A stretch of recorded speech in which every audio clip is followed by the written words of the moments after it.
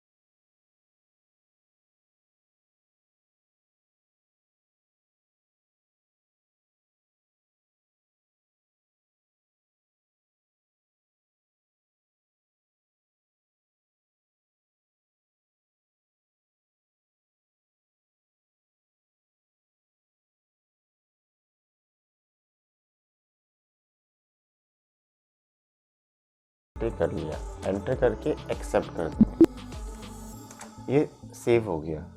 अब आप देखोगे नॉर्मल हमारी स्क्रीन तो ये ऐसे ही होती है।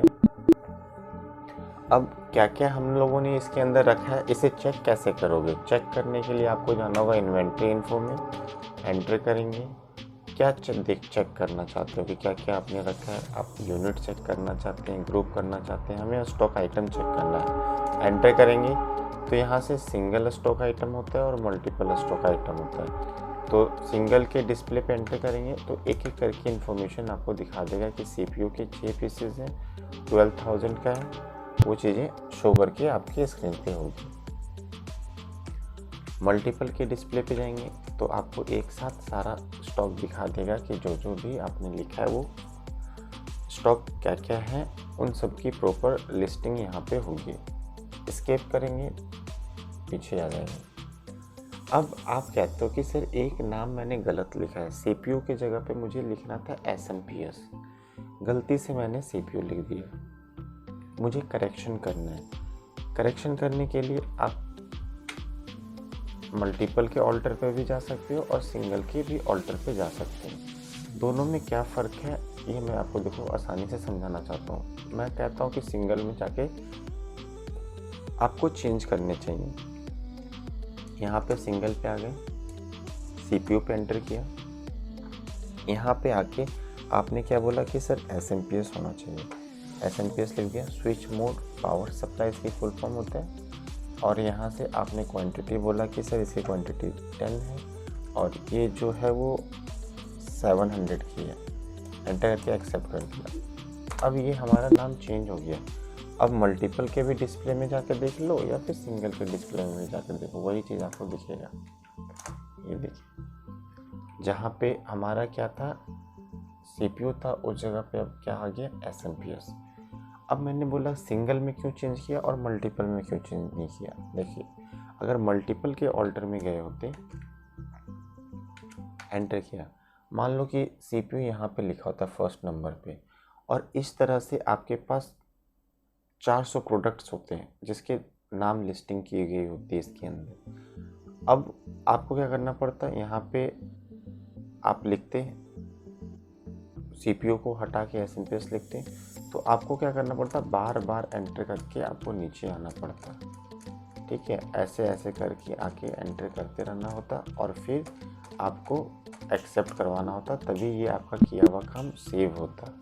ठीक है, वैसे तो नॉर्मली ऐसे होता है। अदरवाइज शॉर्टकट तरीका क्या होता है कि अगर आपने कीबोर्ड, मैंने शॉर्टकट नहीं बताया आपको, अगर आप यहाँ पे लिखे होते, मान लो आप यहाँ पे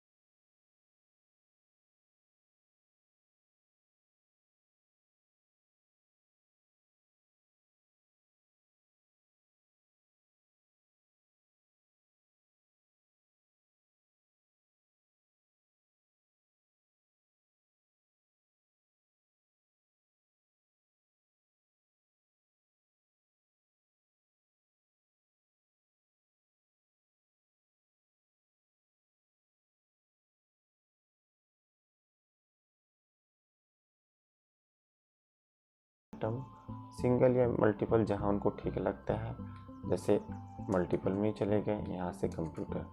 अब वो यहाँ पे आके लिखते हैं CPU, एंटर करते हैं तो क्या कह रहा है, नेम ऑलरेडी एग्जिस्ट, मतलब ये नाम पहले से लिखा हुआ है, आप दोबारा लिख रहे हो। अब वो बाद में कहते हैं कि सर ये नाम एक्सेप्ट ही नहीं कर रहा, तो इसके पीछे रीज़न क्या है?